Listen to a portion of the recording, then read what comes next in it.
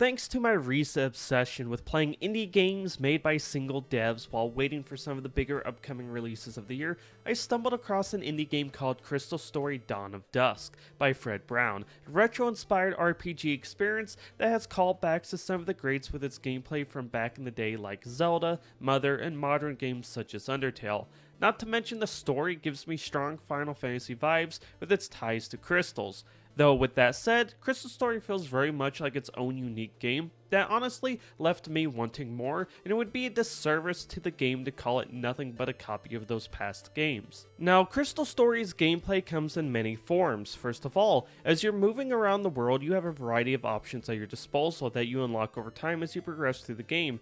These include such things as a sword that has normal slashing attacks, along with a spinning attack that shoots out a charged blade, a spear that can be thrown, bombs that can be detonated at a press of a button, and a fireball ability that can be rapidly shot out. And these different abilities can be used in a variety of ways to tackle situations that are crucial to fighting enemies. Because in Crystal Story, you can't just run up and attack enemies. You have to stun them first by either hitting them with a fireball or throwing out a bomb, or in some cases, you have to light torches to be able to even do that.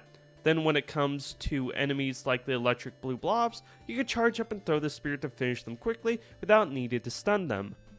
Then to go along with these combat abilities, you have some movement options such as running, jumping, and swinging with a flaming rope, which when paired with their combat abilities, it really brings the gameplay together in the world since it's almost set up like one big puzzle, which is really what makes Crystal Story so great. It's not honestly all about the combat or RPG elements, it's about the puzzles mixed into the world and environments that the player must solve in order to progress in the game that uses those combat abilities to their full extent with how you interact with them. Like for example, in this room, I have to fight my way past these enemies, destroy this block, guide this blob to an electric switch and stun him on it so that it restores power, while also fending off this shadowy creature trying to grab me using my fireball ability. Or in one of the other mansion rooms, I had to use the mirror in the back to see where the chest is to open it.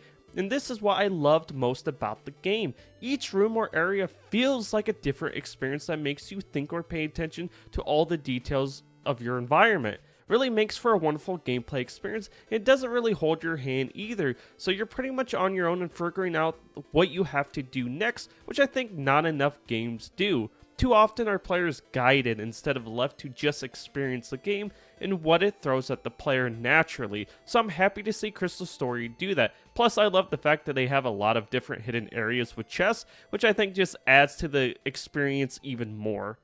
Not to mention the entire gameplay mechanics really shines in the boss battles. So these don't play out like any old RPG. In these boss battles you have 4 options: attack, charge, items, and arts. Now obviously attack and items do what you would expect, but the charge and arts work together. Arts are your special abilities that can only be used once you're charged up enough AP. But when you select charge, you are thrown into an arena-like area where you have to fight and puzzle solve on a timer, which adds an interesting dynamic to combat since you could be wasting a turn if you don't complete it. Then of course, when a boss attacks you, you're also thrown into an arena where you have to fend off their attacks, doing similar mechanics as when you're charging AP.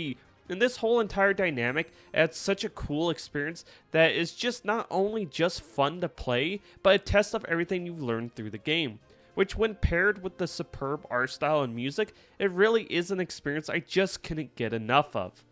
Unfortunately, that experience is very short. It took me about 3 hours to complete the game, or the slice of the game we have now I should say, because over time the game will be receiving updates that add a variety of bug fixes, story content, and more, all for free. So once you pay for the game, you don't have to repurchase or pay for any of that future content, and at $15 or less depending on sales, this game is absolutely worth it, but whether it's worth it now or down the road, that's completely up to you. For me, what I experienced so far was absolutely worth the price. The gameplay is so much fun and the variety within it is so well designed and makes me excited to see what comes next. Definitely with the story surprisingly. The main character's name is Mina, and without really spoiling too much, has to set out to save her brother. But one thing leads to another, and the setup for what comes next for the game has me excited thanks to the colorful cast of characters that pop in this retro world. But with that said, I do want to talk about performance. It ran pretty much flawlessly minus 3 crashes. That all happened in the same spot where I dropped down this hole after knocking down this key from a chandelier, so I had to move in the opposite direction to not have that crash happen. So that was a weird one, and if there is anything else I would like to see, that would be the ability to map buttons, but that's more of a preference thing than anything. Anyway, I feel confident in saying I highly recommend Crystal Story Dawn of Dusk, if not now, like I said, then down the road when more content gets added to the game, because this really is a special experience that I have a feeling is going to go under the radar of way too many people.